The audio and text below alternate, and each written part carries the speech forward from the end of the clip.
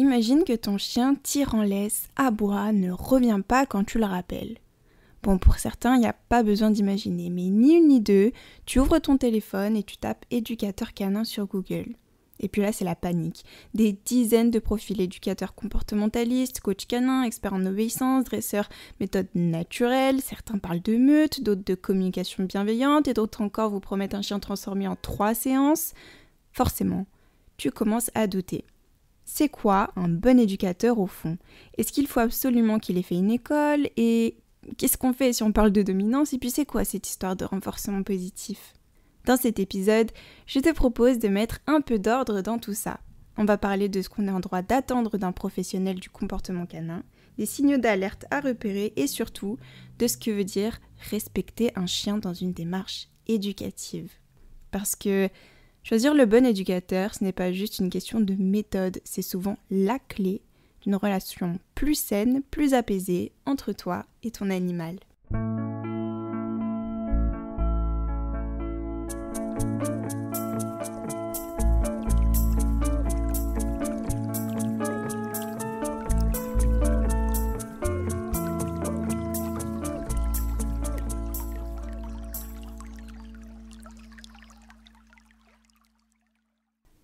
Allô, j'espère que tu vas bien. On se retrouve déjà pour le 6e épisode. C'est fou, le temps a passé si vite, on est déjà au 6e épisode. Pour moi, c'est une dinguerie, je savais même pas que j'irais jusque-là, donc je suis trop contente. Donc si t'es nouveau sur le podcast, je te souhaite la bienvenue parce qu'on est de plus en plus nombreux, rien que sur les réseaux sociaux. Et je suis trop contente de t'accueillir. Aujourd'hui, j'avais envie de partir sur un épisode un peu plus terre à terre, parce que c'est vrai que le dernier épisode sur le féminisme et la cause animale, c'était un épisode très très riche et surtout plus philosophique, plus orienté réflexion. Donc aujourd'hui, on part vraiment sur un sujet qui est beaucoup plus utile maintenant, sur du court terme pour toi qui m'écoutes. C'est tout simplement le fait de comment choisir un éducateur canin, les bonnes questions à se poser, les red flags à éviter. Donc voilà, j'espère que si t'as un chien, en tout cas, cet épisode te sera utile parce que j'ai quand même bien bossé dessus. Alors, je voulais en parler parce que je trouve que c'est pas facile de trouver un éducateur canin. Moi, j'ai eu de la chance parce que le bouche à oreille, forcément, ça fonctionne plutôt bien. Et c'est mon éleveuse, donc l'éleveuse de Kaito, qui nous avait recommandé notre éducatrice à nous, qui est dans le positif. Et donc forcément, nous, on était plus à l'aise avec cette méthode-là. Et donc c'est ce qu'on a fait et on n'a vraiment pas regretté. Mais c'est vrai que quand tu connais personne ou quand tu connais pas les bonnes personnes, c'est vraiment compliqué de trouver un bon éducateur canin pour ton animal, surtout quand tu sais pas. Tu sais pas comment éviter les mauvaises personnes, en fait, parce que tu ne sais pas qui sont les mauvaises personnes. Parce que c'est vrai que quand tu prends un chien, des fois, tu connais pas grand-chose au chien. Il y a des choses qui vont être normales pour certains, mais qui ne le sont pas forcément, ou logiques pour certains et pas pour toi. Donc, c'est important, je trouve, d'avoir des bonnes bases pour bien choisir son éducateur canin. Et c'est pourquoi on se retrouve dans cet épisode aujourd'hui. Alors déjà, pourquoi c'est si difficile de choisir un éducateur canin aujourd'hui ? En fait, parce que c'est pas un métier réglementé. En France, n'importe qui peut s'autoproclamer éducateur canin ou comportementaliste sans diplôme ou formation reconnue autre que le fameux ACACED. Donc c'est l'attestation de connaissances pour les animaux de compagnie d'espèces domestiques. Et c'est une formation qui est très rapide à avoir et qui, je trouve, démontre pas forcément de tes capacités à accompagner des gens dans une démarche éducative pour l'animal. Donc bon, voilà. Donc même si t'as pas d'expérience, en fait, il suffit de ce certificat, d'un joli site internet et de quelques posts sur tes réseaux sociaux, histoire de dire que t'existes, quoi. Et en fait, tu peux te proclamer éducateur canin comme ça. On est d'accord ? Ça veut dire qu'on va trouver de tout. Des passionnés formés pendant des années, mais aussi des personnes qui n'ont jamais ouvert un seul livre sur l'éthologie ou les besoins fondamentaux du chien. Et ça c'est vraiment problématique. En plus de ça, comme les méthodes varient énormément, c'est très dur de savoir à qui faire confiance, surtout quand on est au début de la relation avec son chien, souvent dans un moment de galère, de doute, voire de détresse émotionnelle, sinon tu n'irais pas forcément voir un éducateur. À ça s'ajoutent les discours très opposés qu'on peut voir en ligne. Donc on a les méthodes positives versus les méthodes dites traditionnelles, aka les méthodes coercitives. Et si tu es un bon au poil podcastien, tu as sûrement déjà regardé ma vidéo mettant en opposition ces deux méthodes. N'est-ce pas? Bon, si tu l'as pas fait, fais-le. Je la mettrai dans la description de toute manière, je pense. Donc comme ça, tu l'auras à portée de main. Tu auras aussi d'autres discours comme la communication bienveillante versus l'obéissance stricte.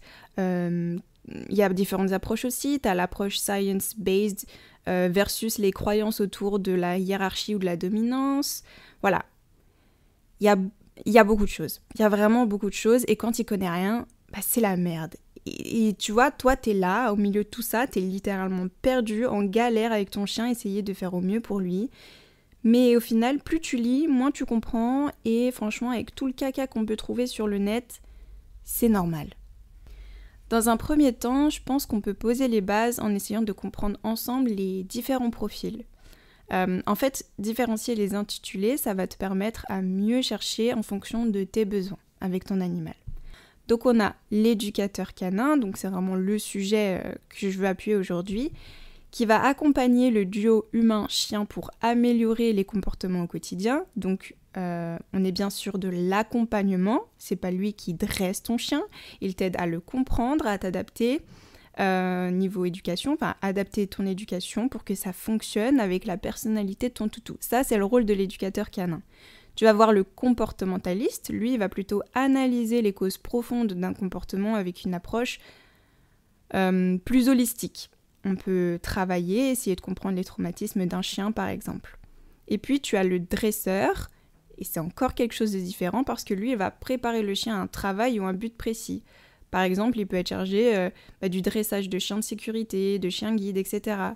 Donc voilà. On a un peu ces trois profils-là et les trois ne veulent pas dire la même chose. Donc j'espère que ces petites descriptions elles t'aident déjà à y voir un peu plus clair pour t'adapter aux besoins de ton toutou.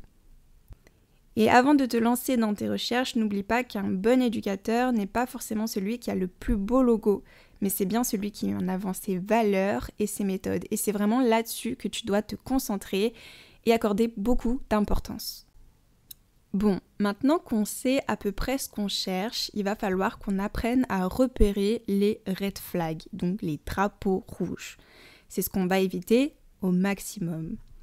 Heureusement, il y a quand même quelques indicateurs assez fiables pour t'aider à évaluer un pro et pas te retrouver avec un professionnel qui va juste empirer ta situation. Déjà, si on te dit que ton chien essaye de prendre le pouvoir, que tu dois te faire respecter ou qu'il faut remettre de l'ordre dans la meute, alors grosse méfiance à avoir. Ce sont des discours sur la dominance et en fait ces théories elles sont dépassées et ne sont plus du tout soutenues par la science aujourd'hui. Donc si tu es encore dans ce genre de pratique, n'hésite pas à te renseigner pour réadapter ta méthode d'éducation pour être certain de ne pas mal comprendre ton animal. Et tu trouveras beaucoup de bons éducateurs qui sont dans le positif. Faut juste chercher un petit peu. Un autre bon gros red flag, ça va être la présentation de n'importe quel outil coercitif. On ne devrait même pas appeler ça des outils, mais bon, je te parle ici des colliers électriques, à pic, à étranglement ou autres dispositifs qui font peur ou mal. Normalement, aujourd'hui en France, c'est interdit à la vente. Pourtant, en vrai, je trouve qu'il est facile d'en trouver et non, je ne te dirai pas comment faire. Alors même si l'éducateur en question t'assure que ça ne fait pas mal, te fait essayer ce genre d'engin sur toi-même pour te le prouver, te dit que c'est seulement temporaire, juste pour une phase, fuis. Parce que, j'insiste, la violence dite éducative, même si on s'accorde bien là-dessus, ces deux mots n'ont rien à faire dans la même phrase, ce genre de pratique n'a aucunement sa place. Ni pour éduquer ses animaux, ni ses enfants. Si tu utilises ce genre d'objet, je ne peux que te conseiller de renouveler ton matériel et je te jure, tu trouveras bien plus efficace sans imposer ni douleur ni peur à ton animal. Donc si tu as des doutes, n'hésite pas à poser des questions, etc. On n'est pas là pour te juger, mais vraiment faire en sorte que tu possèdes les meilleures informations pour faire au mieux pour ton animal. Parce qu'au fond, on sait que tu veux faire le mieux possible pour ton animal, mais on n'a pas forcément tous les outils en main. Fais également attention au manque d'individualisation de la part de ton éducateur canin. Je t'explique. Si l'éducateur applique toujours le même protocole, peu importe la race, l'âge ou le passif du chien, ça c'est un gros problème. Ton chien, c'est un individu, c'est pas un robot à reprogrammer. Donc le rôle de l'éducateur est vraiment de comprendre et connaître ton chien pour vous proposer des solutions adaptées. Et c'est là toute la différence en fait. Par exemple, notre éduc à nous, elle nous a fait une première séance où juste on parle de notre animal, de ses difficultés, de nos difficultés, etc. Et elle a pris du temps avec lui pour apprendre à le connaître, à observer ses réactions face à divers stimulus, etc. Et c'est ça en fait qu'on fait avec un éducateur qui prend le cas de ton chien comme un chien à part. Et c'est ce qu'on veut. Chaque animal est différent et donc il est nécessaire d'adapter son approche, on est bien d'accord. J'ai un autre red flag assez facile à détecter, c'est les fameuses promesses de résultats rapides. Un bon pro ne te promettra jamais monts et merveilles en seulement 3 séances. Son rôle, c'est de t'accompagner dans la durée et doit lui-même reconnaître que chaque duo humain et chien évolue et progresse à son propre rythme. Donc oublie toutes ces promesses ridicules et opte pour la solution personnalisée au maximum. Et c'est ce que ton chien mérite en vrai. Avec tout ça, t'as déjà pas mal de pistes pour éviter les personnes problématiques. Si tu remarques ce genre de comportement ou autre, n'hésite pas à en parler, à dénoncer, ça peut aider beaucoup de monde. Et si ton éducateur actuel est comme ça, je ne peux que te recommander d'aller voir ailleurs. En fait, à partir du moment où tu sens qu'une situation dégénère, en fait, t'es tout à fait en droit de dire stop et de partir. J'avais vu un reportage sur des clubs de dressage. Et c'était vraiment choquant. Les images, elles étaient choquantes et beaucoup de propriétaires de chiens trouvent ça horrible, mais à la fois font confiance aux professionnels et n'osent pas arrêter les choses. Parce que ils se disent, oui, mais moi je suis pas une professionnelle, cette personne est experte dans son domaine, même si je trouve ça bizarre, je me dois de l'écouter. Non, en fait, non. C'est un peu comme l'expérience de 1000 grammes, en fait. Juste parce qu'il y a une autorité supérieure, tu doutes complètement de toi-même et tu n'oses pas dire ce qu'il faut. Et sache que pour ton animal, t'es vraiment en droit de dire que ça, c'est bizarre. Que la manière dont on traite ton animal n'a pas l'air très normale. Toi, tu connais ton animal ou t'es en train d'apprendre à le connaître, peut-être que c'est un chiot. Tu reconnaîtras la peur ou la douleur, donc fais-toi confiance et protège ton animal en interrompant ce genre de séance ridicule. N'hésite vraiment, mais vraiment pas à le faire. Donc vraiment, fais attention à tous ces signaux. Les méthodes punitives et coercitives ne sont pas ok pour ton animal. Méfie-toi des discours pro-dominance et chef de meute. Méfie-toi aussi des soi-disant pros qui te donnent pas de contrat clair et refusent de répondre à tes questions, c'est super bizarre. Méfie-toi s'ils n'accompagnent pas l'humain et est uniquement centré sur le fait de, entre guillemets, corriger le chien. Tous les posts sur les réseaux sociaux avec des avant-après chocs et miraculeux sans jamais montrer le processus, ça aussi c'est super bizarre. Et méfie-toi aussi des séances collectives qui sont mal encadrées avec des mélanges hasardeux de profils. Ça devrait pas arriver. D'ailleurs, les séances collectives en général, collectives c'est maximum 5 à 8 chiens quoi. Oh et puis si un éduc te fait culpabiliser, ça aussi, c'est un très mauvais signal. Le but c'est vraiment que tu te sentes guidé et pas jugé. Heureusement, il existe des pros formidables, même si pour la bonne majorité, faudrait peut-être se remettre à la page.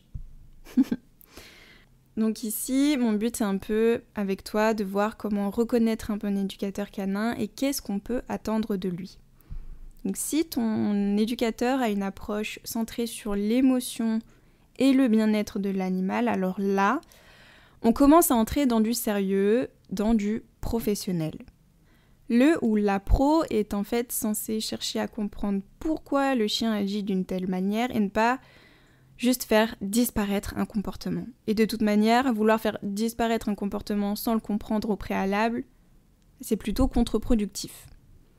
Si on te parle d'émotions, de stress, de besoins non comblés, de communication et pas uniquement d'obéissance, on commence à partir sur quelque chose de vraiment intéressant dans la progression de ton duo avec ton animal. Comme je te le disais tout à l'heure, un bon éducateur ne te fera pas culpabiliser. Il va t'expliquer les choses avec pédagogie, te donnera des outils pour mieux comprendre ton chien. Il va vraiment t'accompagner et t'encourager dans ta démarche. Et ça fait franchement toute la différence. Nous, on avait tendance à penser que Kaito était complètement différent des autres, qu'on s'en sortirait pas avec sa sensibilité, parce que Kaito était vraiment, quand il était petit, très très sensible à tout ce qui était bruit, humain. Mon chien, ça va. Mais tous les bruits et les humains, ça allait pas, sauf que on vit en région parisienne, donc forcément c'était compliqué. Mais notre éducatrice à nous, elle nous a accompagnés de A à Z dans la gestion des émotions de Kaito, et les nôtres d'ailleurs aussi, et tout ce qui l'entoure. Elle nous a proposé divers exercices, montré des astuces, pris des nouvelles fréquemment, et ça, c'est ce que tu peux attendre d'un bon éducateur canin. Il est littéralement là pour ça, avec un discours accessible, bienveillant et encore une fois, sans jugement. Et ça nous a vraiment rassurés en fait d'avoir sa présence. Parce qu'elle trouvait pas que Kaito était anormal. Nous, c'est notre premier chien, forcément, on se dit, on n'a jamais vu ça chez un autre chien, etc. On s'est dit, on n'est pas normal, on a vraiment merdé quelque chose. Et au final, elle nous a vraiment rassurés. Il y a des chiens qui sont comme ça, chaque chien a sa personnalité. Elle nous a convaincus que notre chien n'était pas... qu'on n'avait pas tout merdé avec Kaito dès le départ, quoi. Et ça nous a vraiment fait du bien. Je voulais souligner d'ailleurs que, comme je le disais tout à l'heure, chaque animal est différent et donc chaque chien progresse à son rythme. Donc le bon éducateur ne va jamais faire de mise en situation forcée à ton chien. Donc si c'est le cas, oublie pas, tu t'enfuis. Donc pas d'exposition brutale à des déclencheurs, pas de solution miracle, ni de pression à aller plus vite que ce que le duo de toi et de ton chien vous pouvez intégrer. Je me souviens quand Kaito était bébé, il avait vraiment du coup peur de tout, comme je te disais, un stress immense. Et après juste une première séance avec Astrid, elle nous a dit clairement que l'emmener sur Paris même, ce serait pas avant au moins 6 mois et encore. Et j'étais surprise qu'on nous dise ça. Parce que je me serais attendue à ce qu'on nous dise ouais, t'inquiète, avec ma solution et tout, on va grave travailler et tu pourras aller ASAP en ville avec ton chien. Mais non, elle nous a clairement dit là, ça va prendre du temps parce qu'il est vraiment très sensible, il a du mal à gérer ses émotions. Donc, ça va prendre du temps et il est hors de question qu'on le mette face à une situation aussi stressante et angoissante pour lui, alors qu'il était si jeune, quoi. Mais, donc j'étais surprise, mais purée, elle avait tellement raison. Et vous savez quoi ? Kaito, il a progressé de dingue. On l'emmène pas se balader dans Paris non plus parce que c'est pas forcément très intéressant pour lui. Ça arrive quelquefois quand on va dans des concept stores ou quoi. Mais on peut passer sur Paris pour certains parcs et événements ou pour voir des proches, tout simplement. Et monsieur se comporte hyper mieux aujourd'hui. Même dans le métro, d'ailleurs. Mais il n'y a pas que Kaito, en fait, qui a progressé. Parce que nous aussi. Le but, c'est aussi d'aider l'humain à prendre confiance, d'arrêter d'avoir peur du regard des autres, arrêter de culpabiliser alors qu'on fait de notre mieux pour notre animal. Et si j'ai bien appris un truc avec mon éducatrice, c'est que j'ai autant le droit d'être là où je suis avec mon animal ou non. C'est les intolérants qui n'ont pas leur place. Et une fois libérée du regard des autres, je fais les choses tellement mieux à l'extérieur pour mon chien. Et c'est fou parce que même moi, je vois mon évolution. Quand avant, j'étais gênée parce que mon chien avait peur, par exemple, aujourd'hui, je le comprends et j'essaye de l'accompagner dans ses émotions. Alors qu'avant, je me suis dit, les gens vont me juger, mon chien a peur de tout, ils vont sûrement penser que j'ai fait quelque chose de mal avec lui, etc. Et franchement, c'est des pensées de merde. Et j'assume, je les ai eues. Et peut-être que tu les as eues aussi et que tu assumes pas trop. Mais moi, j'ai eu ce genre de réflexion. J'avais peur aussi de montrer que mon chien, parfois, il tire en laisse. J'avais peur de me montrer vulnérable, en fait. Me montrer vulnérable, moi, et la vulnérabilité de mon animal aussi. Comme si on devait tout le temps agir à la perfection. Et non, mais ça n'a aucun sens, on est bien d'accord. Un bon éducateur te donnera aussi une ribambelle de références solides sur lesquelles t'appuyer. On te donnera aussi de bons conseils sur des autres pros fiables, donc par exemple d'autres éducateurs, des vétérinaires, des ostéos, etc. Et je me souviens d'ailleurs que Astrid nous avait envoyé un tas de graphiques et de références hyper intéressantes pour partir sur une base de connaissances solides autour du chien. Et vraiment, il y avait beaucoup de pièces jointes. Et c'est aussi notre éducatrice qui nous avait donné le contact de l'ostéo de Kaito, qui est d'ailleurs super gentil. Donc comme quoi, une fois qu'on connaît les bonnes personnes, après on peut que s'entourer de gens hyper cool. Donc n'hésitez pas à en parler entre vous, parce que le bouche à oreille, en vrai, il n'y a que ça qui marche vraiment. Finalement, tu l'auras compris, on est dans une relation de co-construction. L'éducateur, il est là pour t'accompagner et non pas pour dresser ton chien à ta place. Et ça, je veux vraiment qu'on en parle, parce que moi, on m'a déjà dit ça. J'ai déjà mentionné que j'avais vu une éducatrice quand Kaito était petit, et en fait, on m'avait répondu « Oh, moi aussi, je devrais aller le faire dresser. » Et en fait, ça m'a fait vraiment bugger, parce que c'est pas du tout le but. Et pareil, il y avait une de mes voisines qui faisait peur à Kaito. Elle s'approchait comme une conne. Ok, on va arrêter les gros mots. Elle s'approchait comme une dame pas très sensible, pas très intelligente. Et elle nous faisait des remarques vraiment débiles en mode « Oh, votre chien, c'est pas normal qu'il ait peur de moi. Franchement, c'est bizarre, hein. Vous feriez mieux de le faire dresser. » Bon, déjà, connasse, recule un peu parce que ton aigreur déplaît à mon chien, en fait. Ah, j'avais dit pas gros mots. Bon, déjà... vieille voisine, reculez un peu s'il vous plaît parce que... Enfin bref, l'éducateur ne dresse pas ton chien. Ce sera toujours à toi de dresser ton animal et c'est normal d'être accompagné pour ça. Parce que c'est pas facile de savoir comment faire tout seul. Bon, maintenant tu sais à quoi t'attendre en passant par un éducateur. Tu l'as compris, le travail ne repose pas que sur l'éducateur mais aussi... sur la posture que toi, tu adoptes en tant que dog parent. Déjà, tu es dans une très bonne démarche en décidant de faire appel à un éducateur canin que tu auras cherché pour éviter de prendre de la mouise. C'est déjà une très bonne attitude, alors première chose que tu ne dois pas hésiter à faire, c'est de poser des questions. Beaucoup de questions. Vraiment, n'aie pas peur de demander des précisions sur les méthodes utilisées, le déroulé des séances, les outils proposés. En fait, un bon pro n'a rien à cacher, alors n'hésite pas en amont à bien poser ces questions. C'est tout à fait normal de le faire et tu es complètement en droit de le faire. C'est aussi sûr d'être prêt à t'impliquer vraiment, parce que travailler sur un comportement, c'est aussi souvent faire évoluer son environnement, ses habitudes, sa posture, comme je disais tout à l'heure. Donc, si tu cherches en fait une solution toute faite, encore une fois, tu risques d'être déçu parce que c'est un vrai travail sur toi que tu t'engages aussi à faire. Comme on en parlait tout à l'heure aussi, rappelle-toi que ton intuition compte. Tu dois te sentir en confiance. Si quelque chose te met mal à l'aise ou te semble incohérent, c'est important que tu arrives à t'écouter toi-même. Et n'hésite pas à rembarrer les gens quand tu trouves qu'il y a un truc vraiment louche qui se passe. Et puis, dernière petite chose, évite de sauter de méthode en méthode. Une rééducation ou une éducation, ça demande du temps et de la cohérence. Et c'est d'ailleurs quelque chose qu'on te dira dès le départ. Donc, essaye de ne pas changer d'éducateur tous les 4 matins et pose-toi avec quelqu'un de confiance qui aura appris avec le temps à bien connaître ton animal.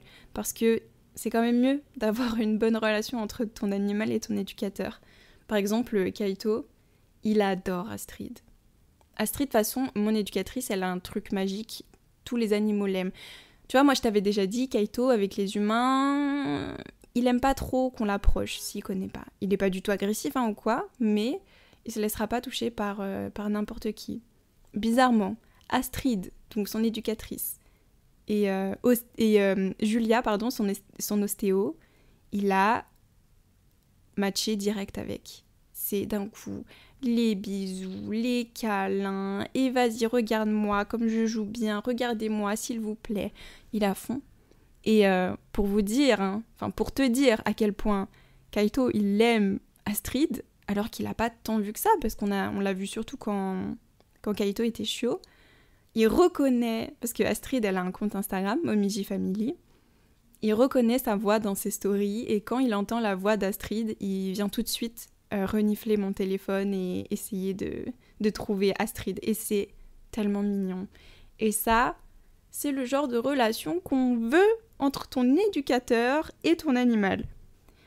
Voilà, on arrive à la fin de cet épisode.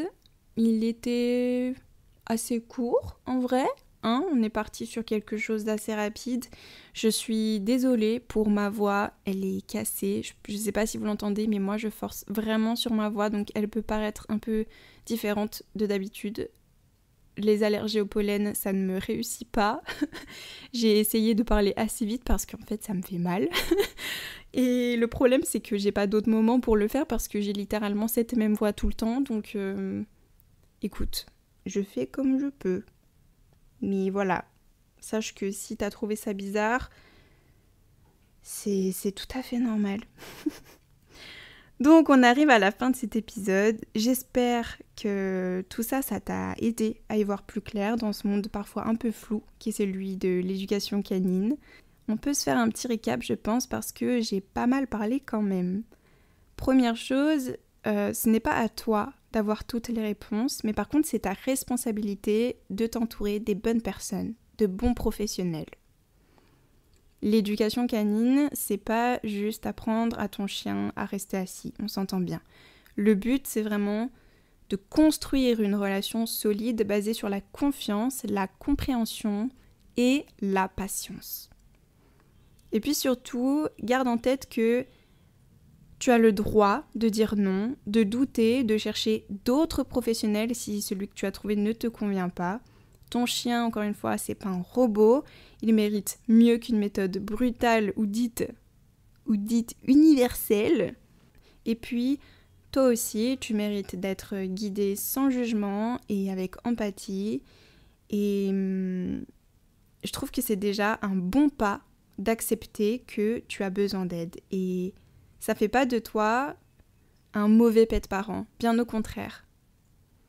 Je le répète souvent, mais moi j'ai travaillé du coup avec me Titadine et c'était vraiment au top. Donc tu peux me faire confiance avec elle si tu vis en région parisienne.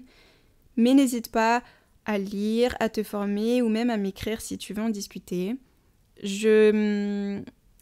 Hors Paris, je connais pas d'éducateurs, mais je suis sûre que peut-être que vous pouvez en commenter de bons. Enfin, en tout cas, dites-moi, conseillez-vous entre vous. Ce serait cool de pouvoir avoir une bonne bibliographie de bons professionnels à voir dans toute la France. Donc voilà. Je me suis rendu compte que je le disais jamais, mais si cet épisode t'a été utile ou t'a plu, n'hésite pas à le partager, ça m'aide énormément à faire connaître au poil. Et comme je te disais en intro, on est de plus en plus nombreux et ça me comble de bonheur. Mais ce serait quand même mieux si on était encore plus nombreux. Est-ce que je suis trop gourmande ? Je ne sais pas. N'oublie pas que ton chien mérite mieux qu'un éducateur foireux. On se retrouve dans 2 semaines pour un prochain épisode. Bisous à toi et à tes loulous et bye bye!